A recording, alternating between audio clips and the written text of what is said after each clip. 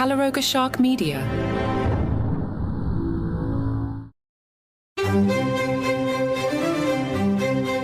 Hello and welcome to Palace Intrigue. I am your host, Francis. Kate Middleton has officially returned to royal duties following her recent battle with cancer. According to the court circular, the Princess of Wales attended a meeting with her team at Windsor Castle, marking her first engagement since completing chemotherapy. Kate had announced her diagnosis in March and shared in a September video message that she had finished treatment, describing the past 9 months as incredibly tough. Though her workload is expected to be light in the near future, she may make key appearances, including at the Remembrance Sunday service in November and her annual carol concert in December. Prince Andrew is reportedly feeling depressed ahead of the release of a new Amazon Prime film, A Very Royal Scandal, which explores his infamous 2019 BBC Newsnight interview.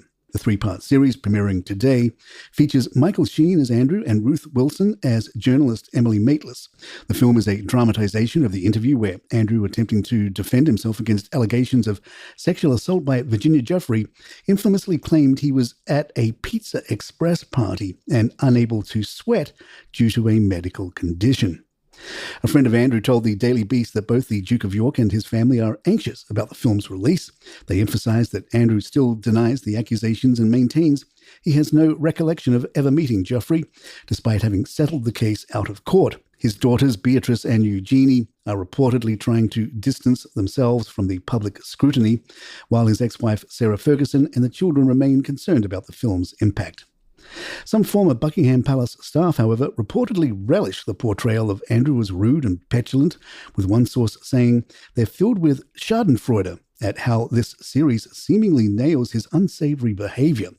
The film is already drawing early reviews, describing Andrew's character as pompous, deluded, and deeply unpleasant. It follows a previous dramatization of the scandal Scoop, which aired on Netflix. For Andrew, the release of A Very Royal Scandal feels like yet another round of public judgment, raising the question of just how long his fall from grace will last. The Spectator writes, A Very Royal Scandal follows Netflix's depiction of the interview Scoop, which was released earlier this year. Whether the royals will be watching either of the dramatizations seems questionable. Each one offers its own pleasures and intrigue, as well as several moments where the average viewer will be driven to sigh, shout, or otherwise exclaim at the screen, thanks to the sheer awfulness of the Duke's behavior. Scoop portrayed him in Rufus Sewell's latex-encased performance as a buffoon out of his depth and blind to the consequences of his folly until it was way too late.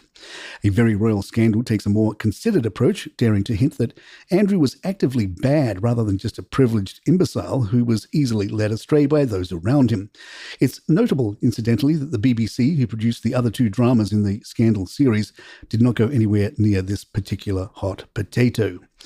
Arguments between King Charles and Andrew are shown, albeit only from the latter's perspective, with the then Prince of Wales telling his younger brother not to do the interview. He calls him a mummy's boy and says his actions will damage the firm's reputation. Accurate advice that will only send the Duke into paroxysms of rage. The film suggests that the only reason why Newsnight were allowed to film at all was because the late Queen was on her younger son's side. Whatever Andrew wants. And the consequences of this rare lapse in judgment proved to be apocal to this day. Prince Harry and Meghan Markle have again stepped into the political realm with their Archewell Foundation making National Voter Registration Day by urging people to register to vote ahead of the 2024 US presidential election. The foundation's staff participated in a volunteer initiative, writing personalized letters to unregistered voters using Vote Forward's letter writing tool, aiming to increase civic engagement. The Archewell Foundation emphasized that voting transcends party lines, framing it as a fundamental way to influence the fate of our communities and encouraging everyone to participate in shaping America's future. Though Harry and Meghan did not endorse any specific candidates, this move follows their previous calls for Americans to vote during the 2020 election, which sparked controversy due to the royal traditions of political neutrality. Meghan and Harry recently celebrated their friend Tyler Perry just before Prince Harry's 40th birthday. The Duke and Duchess of Sussex were spotted leaving Perry's birthday bash on September 14th, as shown in photos obtained by the Daily Mail. Perry turned 55 on September 13th, and the star-studded event, reportedly held at a Montecito home, featured notable attendees like Oprah Winfrey, Gayle King, Alicia Keys, and actor Aaron O'Connell. In the photos, Meghan and Harry can be seen sitting together in the back seat of a car, with Meghan laughing and Harry holding up a phone. According to a staff member from the lighting company hired for the event, there was a lot of music, dancing and singing. Lots of speeches and food too. Everyone was having a lot of fun. It was a good party. There were a lot of famous people, but I cannot say any more. Harry is returning to the UK on September 30th. In a statement, he said, "I am once again honoured to attend this year's Well Child Awards, celebrating the remarkable courage and achievements of children living with complex medical needs. These incredible young people, along with the dedicated caregivers, nurses and professionals who tirelessly support them, inspire us all. It is a true privilege to recognise such extraordinary individuals." Harry serves as a patron of the awards, having held this role for 16 years, one of the few UK-based commitments he retained after stepping down from royal duties. This will mark his 13th time attending the event, where he will meet with award winners and their families, present the award for Inspirational Child, aged 4 to 6, and deliver a speech. This will start another round of "Is Meghan coming?" speculation, and we'll just tell you right now the answer will be no.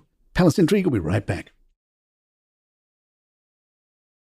In a bizarre incident at Sweden's royal palace, a woman was arrested after sitting on Queen Christina's historic silver throne dating back to 1650. The woman bypassed the cordons protecting the throne, which is on display at the palace in Stockholm.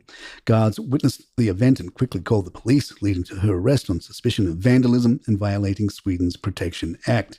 Early reports hinted at possible damage to the throne, but Margareta Thorgan, a spokesperson for the Swedish royal court, later confirmed that no harm had been done.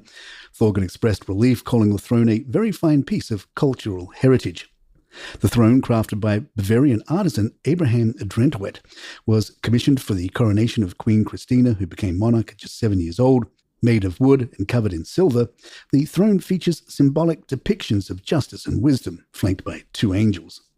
Despite Queen Christina's abdication in 1654, the throne remains an iconic symbol of Swedish royalty. It was most recently featured in a formal portrait of King Carl XVI Gustaf for his Golden Jubilee in 2023.